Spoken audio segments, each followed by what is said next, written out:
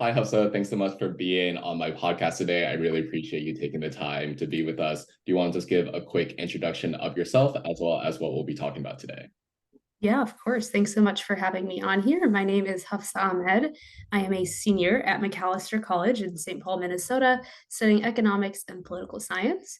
And I was one of the 2023 Frederick Douglass Global Fellows. And this fellowship is the flagship program of CIEE, designed to expand access to study abroad programs for students of color and teach different styles of leadership. Awesome. And for the 2023 iteration, where did the fellowship take the fellows? Yeah, so we all met up in Washington, D.C., and then from there traveled together to South Africa and then the island of Ireland, including Northern Ireland. Perfect. And for context, I was also there, which is cool. And that's how we met. You were. I was there, yes. Awesome. Could you talk a bit about learning about this program initially and the application process just so people get a better understanding? Sure. So I had first heard about this program through my school. They were actively promoting the fellowship on our campus through, your daily newsletters, but also through their study abroad office. And as someone who is passionate about social justice and also had not previously had the opportunity to study abroad, it caught my attention. And so when I decided to apply, I was really excited to see that the process included being able to submit a video application. For me, that felt like something that was a strength of mine and something that I could really show who I was. So that further incentivized me to apply. And so I can get a bit more into the process of how I applied and how that looked like for me, and happy to get into more details later if you'd like. But as I was trying to think about what would best encompass me as a leader, I thought back to my process of growing up in the community of St. Paul and my involvement in various community projects and social justice organizations throughout my time in high school and then in college. And a good place that felt like represented my journey was the Minnesota Capitol. And that had been a place where I had participated in a couple of different programs in high school. It had been the place where I felt like I had found my voice in politics. And so I decided that that would be a really great place to film my video.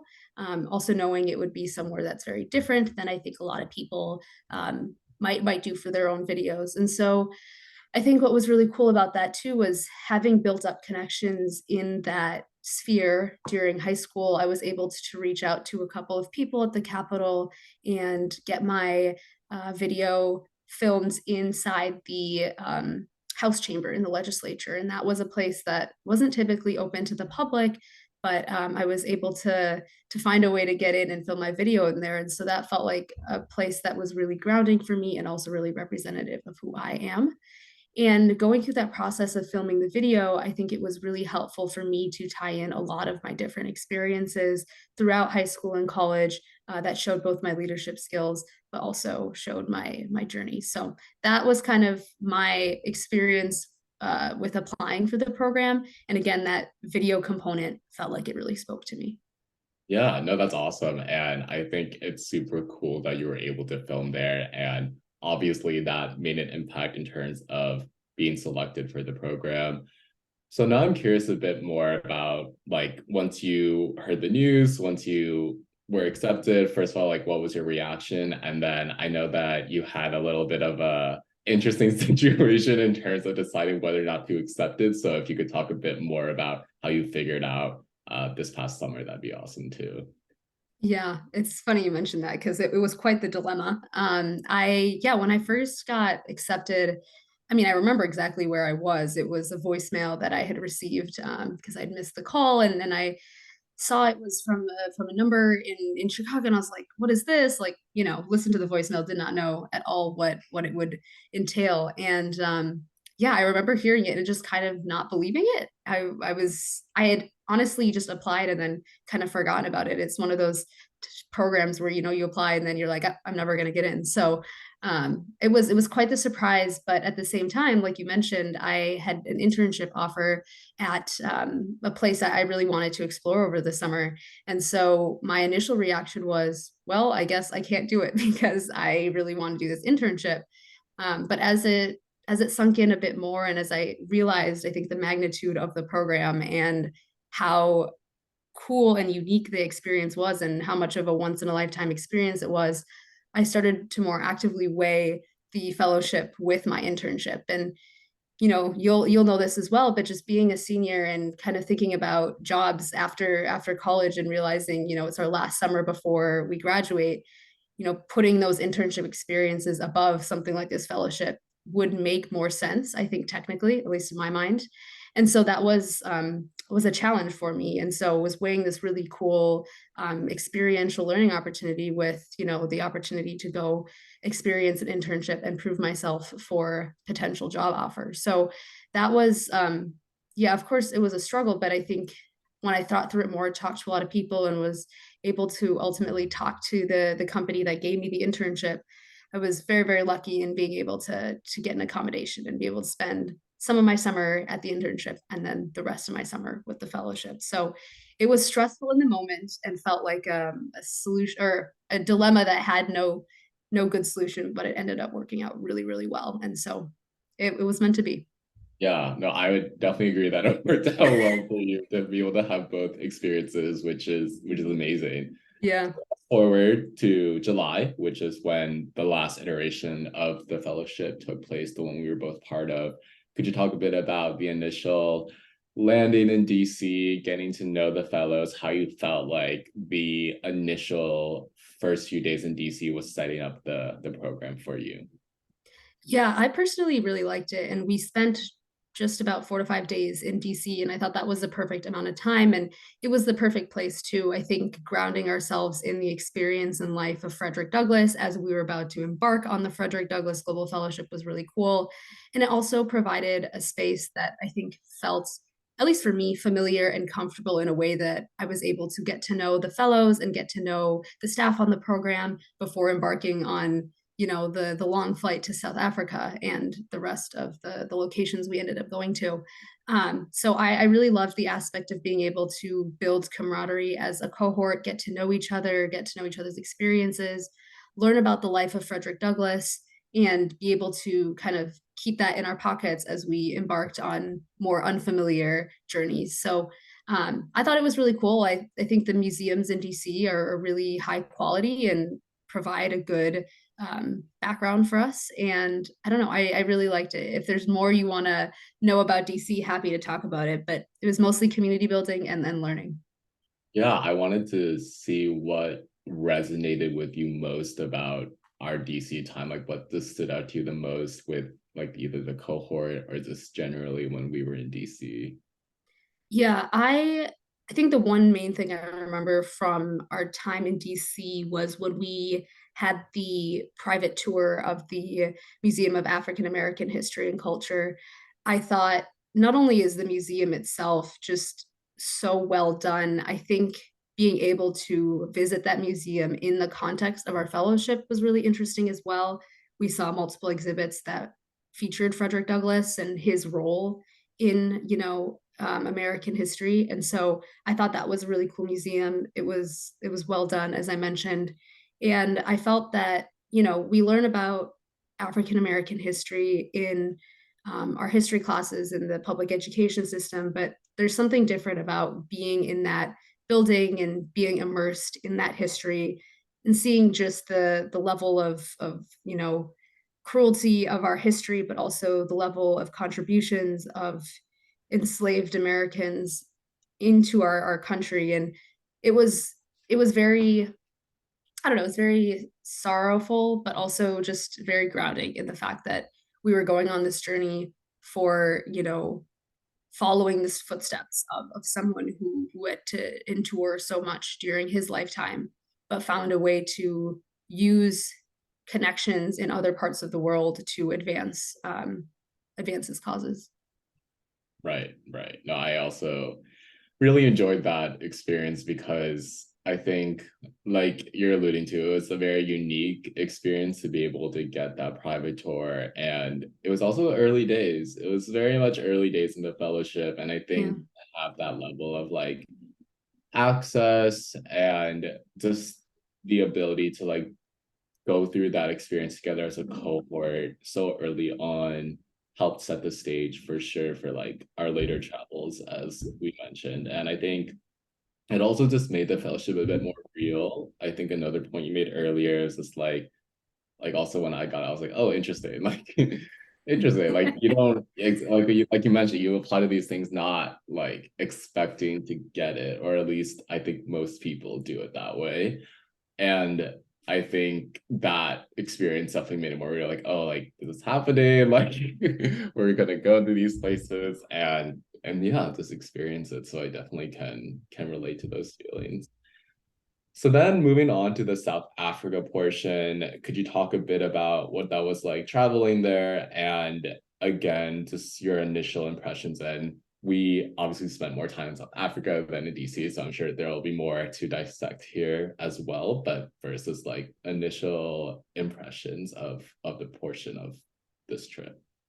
Yeah, I think as we spent time in Washington, D.C., with the anticipation of flying to South Africa, when we arrived there, I think there was a level of excitement that all of us had, even after having traveled on the plane for 15 plus hours and going crazy.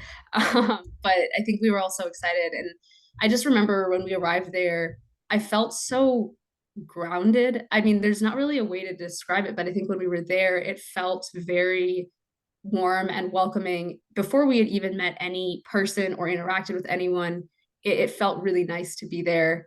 And I specifically remember walking out of the airport and it's saying like welcome to the mother city.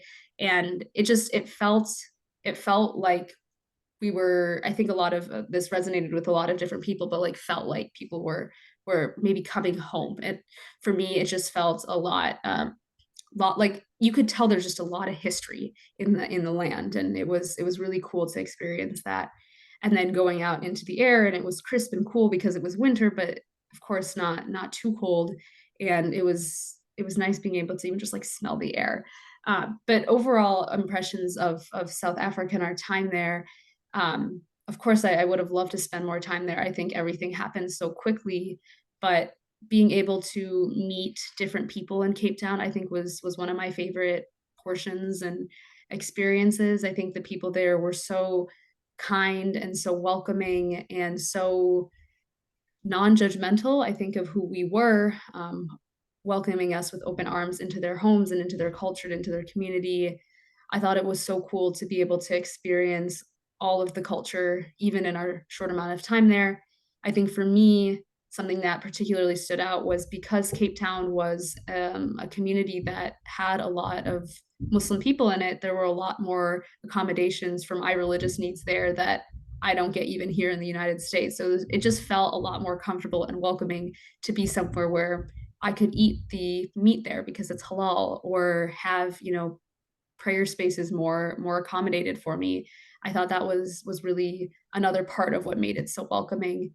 And then beyond that, the landscape and the nature is breathtaking in South Africa. I think the mountains and the oceans right next to each other, it's beautiful. And yeah, just reminded me, I think, of the beauty of our world, and what the world has to offer when we leave our little bubbles. Yeah, no, I think that last point of like the landscape, it's just insane and also impossible to capture like on camera. I know that all of us were like taking pictures and videos on that first full day in South Africa when we traveled to like the most southwestern point of the continent and pretty much like the world at that point.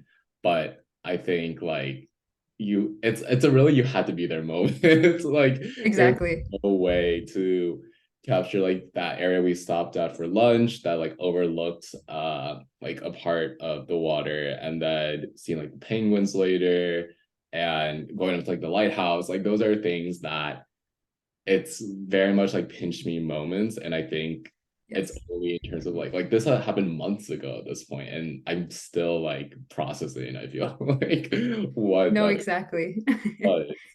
And I think that's very special. On the flip side, I was curious what aspects of like the South African portion you felt like could have been done better, or areas you felt like could use improvement looking back. It's a good question. I think there's only so much you can do in such little time, so it becomes difficult. I think I would have maybe appreciated, I think, as far as from a program standpoint, maybe getting a bit more context on South Africa before jumping more into some of the programming. I think a lot of the things we did towards the end of the our time in South Africa may have been better positioned earlier on. I'm thinking specifically of something like the District 6 Museum that talked about the forced removal of Black South Africans from their land in District 6 to make space for the white settlers. And I think in general that context would have helped shape some of our other experiences. I think in that sense, that's something that can just be improved upon.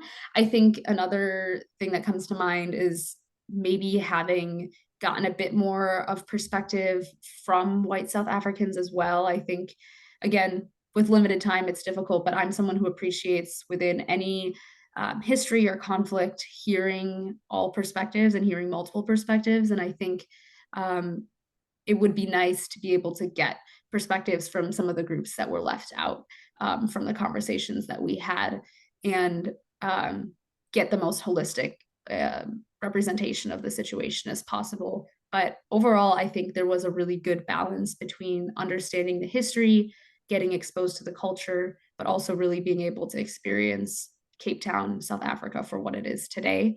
And I thought that the program did a good job of balancing those three.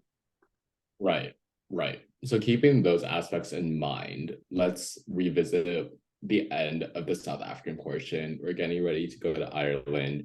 You might have had those thoughts in mind already when we were leaving South Africa. How did that prepare you for the trip to Ireland? Like, how was your mindset shifted between traveling from DC to South Africa and having like certain expectations for what to get out of it versus like a week and a half later traveling from South Africa to Ireland? Like, what was your mindset going into the final portion of the trip? Yeah, I mean, I think that excitement that there was at the beginning of the trip going from DC to South Africa had settled by the time we had finished that South Africa portion and we're headed to Ireland. And so I think a lot of it was more just being or feeling settled in the program and feeling like we were kind of moving along at a steady pace. And so I think a lot of my mindset going to Ireland was, all right, I'm taking what we've learned here in South Africa, and now I'm really curious to see how that compares to somewhere like Ireland that's on the other side of the globe that has a completely different experience, but based on the composition of this fellowship, we know there's a lot of parallels. So I think having come into South Africa with some background knowledge on apartheid and their history, I felt a bit more, I think, I thought maybe I might know what to expect. I think that wasn't actually what ended up happening, but just in general, I think I felt more um, prepared when I went to South Africa, and then Ireland was a big question mark for me. I had never learned about its history. I never learned about the dynamics or the politics, and so I think I just went into Ireland having left South Africa just very open with no expectations of how it would go. I think it's fair to say that I think a lot of us on the fellowship, myself included, were more um, intrigued by the idea of going to South Africa, but I wanted to make sure I gave Ireland a fair shot and really appreciated it for what it also had to offer for us on this fellowship. So, really, I think it just came down to keeping an open mind about what Ireland could offer us and how we might be able to start that comparative aspect when we had experienced all three locations of the fellowship. Right, right. I definitely agree with you on a lot of those points. I think that going into Ireland, it was definitely like a different mentality at that point. And I think that, like you said, like keeping an open mind and understanding that Ireland was going to be a different case study for like the program's purposes, like a different case study than South Africa. And yeah, I definitely remember having like similar thoughts or trying to have like similar thoughts going into Ireland.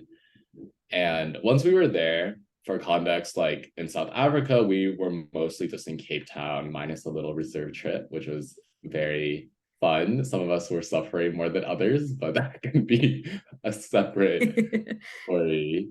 But in Ireland, we traveled more. So we hit Dublin, we hit more of the rural sides of Ballina, we hit Belfast, Derry, and then back to Dublin. So context aside, again, similar to how we talked about South Africa initially, what were your overall impressions of like this last leg of the portion? How did it match up to what you were expecting? I thought the Irish portion of our trip was surprisingly, I think, one of my highlights of the trip. Again, going in expecting South Africa to be my favorite place, I think as we continued on our journey in Ireland, Ireland kept growing on me as a place that felt like a really cool, impactful part of our program. I think, as you mentioned, being able to visit multiple areas on the island helped provide more context on the political conflict, on the historical conflict that existed in Ireland. And so I think overall, similar to South Africa, I was stunned by the beauty of the land. I think especially on the western side of the country, there was the mountains and the lakes and the rivers that were really, really pretty and very serene and very green. They have a lot of rain, so no surprise that there's a lot of greenery as well. But I think also having the chance to be in Dublin and the Republic of Ireland and then going up into Belfast and Northern Ireland, there was just a different feel in the air. I think you could tell that a lot of the tensions were still alive and were still, existent in the current day, which I think for myself, being a political science student and being someone who's really interested in political science, just seeing those political dynamics and experiencing them as an outsider was really fascinating.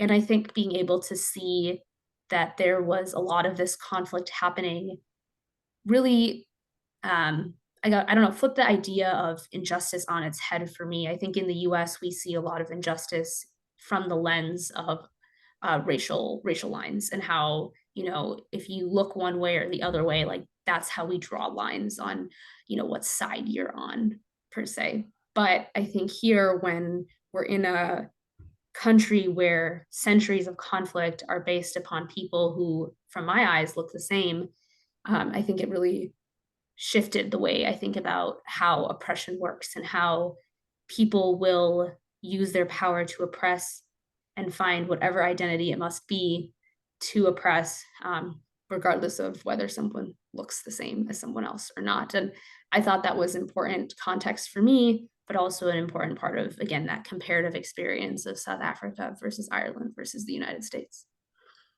Exactly. And that kind of leads to my next question of what is the through line between DC, South Africa, and Ireland, specifically from a student who, as you mentioned, is going into her senior year, like was thinking about maybe sacrificing this experience to have an internship offered to put herself in a good position for a job placement. Like, what is the through line and like the benefits overall after the program for you, because you were in a position that wasn't the same for everyone. Like there were not just rising seniors in the cohort, there were rising sophomores, there was a rising junior. And I think that would also be just important to hear, like what did you take away then? Yeah, I think when we, or at least when I typically think about takeaways from an experience, it's almost, thinking about what are like those tangible hard skills that you can take out of an experience. And I think my experience on this fellowship went a bit deeper than that. I think it was a bit more of a restructuring of the way I think and expanding my perspective as someone who's been really active in my local community for a long time and has existed only within the bubble of the Twin Cities of Minnesota.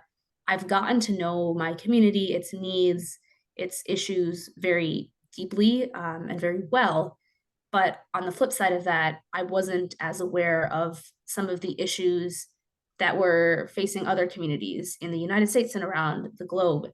And so I think to be taken out of the Twin Cities and now thrown into two completely, different countries, but then still seeing that so many of the struggles that those two communities in Ireland and South Africa faced were so similar to the struggles of the United States and also my hometown in the Twin Cities, I think was really eye-opening.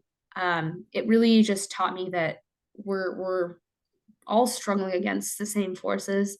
I think it reinvigorated me in my work too, as someone who does community organizing, as someone who strives to make my community better. It can be really exhausting work, it can be really tiring work, and almost feels sometimes fruitless. And so I think to just see that this type of work to achieve justice is happening in all corners of the globe was really cool. I think in another aspect, it was really interesting for me to see the role of religion in social justice work and also in conflict. I think that's something that has mostly kept itself out of the social justice circles that I'm in. And I thought it was really cool to see the role of religion, both on a positive and a negative end, in South Africa and Ireland, and how people used religion as a means to overcome oppression. And I thought that was interesting, given that I'm someone who is very, holds my religious identity really close and has not tapped into that side actively when I organize or when I try to do work in my community. I thought it was a cool inspiration for me to maybe start doing that. And so I've even had conversations with people at my school already about what does that look like to integrate religion into social justice work, especially coming from a school that is quite secular and does not talk about religion very often. I thought it was a cool perspective to the conversation. So those two examples I think really show that what I learned from the program wasn't necessarily something, I can say tangibly, but I think it's really just a perspective shift and something that I hold really close to me because um, I came out, I think, with a different mindset than I went in with, and that's really valuable. Right. No, I definitely can understand where you're coming from on that. Last question, and I think this might be a bit more logistical, if that makes sense. But Sure, there's a phrase that I keep hearing from my peers of protecting their peace. Like, let me just protect my peace, or I'm doing X to sure. protect my peace. And I think traveling, period, is very vulnerable and can expose you to a lot, but especially when you're traveling with the same people for a long time, there's nowhere to hide. Everyone understands everyone's living conditions, everyone's Right. adjusted, everyone's living habits. So, like I mentioned, a bit more like technical, if you will, but what were like the biggest health lessons you learned on the trip? Because traveling is strenuous and everyone went through something at some point. So if you could talk a bit more about how you learned to take better care of yourself on the trip, I think that'd be a good way to end. That's a good question because I haven't thought about that as much. But when you mention it like this, I'm like, you're right. There was a lot of like learning kind of how you operate on this trip because it's not a normal circumstance to be traveling, you know, over a course of 1 month to all different parts of the world with the same people. It's definitely a unique experience. But I think the first thing that comes to mind as something I learned for myself is to be able to take time alone. We were always around each other throughout this entire experience, and we were taking in so much information. And I needed the time and the space to absorb that information and reflect on it. And I think that was something that came up as a theme throughout the fellowship, where a lot of us fellows were like, I think we just need more time to absorb. We were getting, so much information from so many different sources. And I think the good thing from my, at least from my perspective, is that we had our phones with us. We had our cameras to be able to record and look back on, which I think is so important. But being able to take that time alone and really reflect, I think is important. And that was at times difficult to do because we were living with each other especially in Ireland when we were sharing rooms with other fellows the entire time. But I think finding those small moments, and even within experiences, I know Sam, you saw me do this, but like during tours or like while we were walking, just kind of taking my time away from the group, like being with the group, but being on my own, just to fully take in everything and experience things in the moment. Finding those times where we're not constantly talking with each other or conversing with the people that we were around. And so I thought that was a big thing I learned about myself. I mean, I think another thing is like just being able to know that I have limits. I think I'm a very much a go-getter. I want to do everything. I wanted to make the most of this fully funded experience that I know I was so lucky to be going on. And so I felt, the need sometimes to push myself even when I wasn't feeling 100%. And I think a lot of us felt that, myself included, got sick on the trip. And so just making sure that even if I wanted to do something, holding myself back from participating in every single opportunity was important, just so that when I was present at activities or tours or anything we were doing, I was able to put my full self into it. But I wouldn't go back and do the experience differently. I think it's a unique one that you really just have to figure out as you go. But I definitely learned a thing or two about myself. And that's awesome. And I'm really happy to hear that. I Yeah. know we obviously have talked a lot about the experience both during it and afterwards, but I think it's like, yeah, it makes me really happy to hear that. Any last comments or thoughts from your end? Those are like my questions. I just wanted to give you the floor for any last words. Yeah, no, that's good. Thank you for asking that. I think I would just say I'm really thankful and grateful to have gone on this experience. I realized even before I went, I knew it would be a once in a lifetime experience, and coming back, I'm still processing that it happened. I mean, sometimes I'm like, what did I do this summer? So I mean, I feel very lucky to have been on this experience where CIE put so much time and money and effort into planning what they believed would be the best experience for us. I'm really grateful to have met 11 other amazing fellows who have such unique life experiences and perspectives and continually push me to think about things in different ways. And I will definitely be looking back on that month of my life for a very long time. And I can't wait to see what this program continues to do in the future for other students, so that they might also have a life-changing experience. No, for sure. I really resonate with that. And I'm sure that this next iteration and cohort will be even more improved, and Right. wishing them the best, of course. But yeah, it was definitely an amazing experience. And just wanted to say thanks again for being on the podcast. And yeah, I think those insights are super, super helpful. And to anyone listening and thinking of applying, I think that you should and just try it out, because I think that's a similar mentality to what me and Hufsa had, and it worked out. So I think definitely this was a good little debrief of what happened this summer. It's a And debrief for me, not for you. I debriefed as well. I got my thoughts in there. So yeah, just thanks again, Hafsa, for your time and your thoughts. Thank you.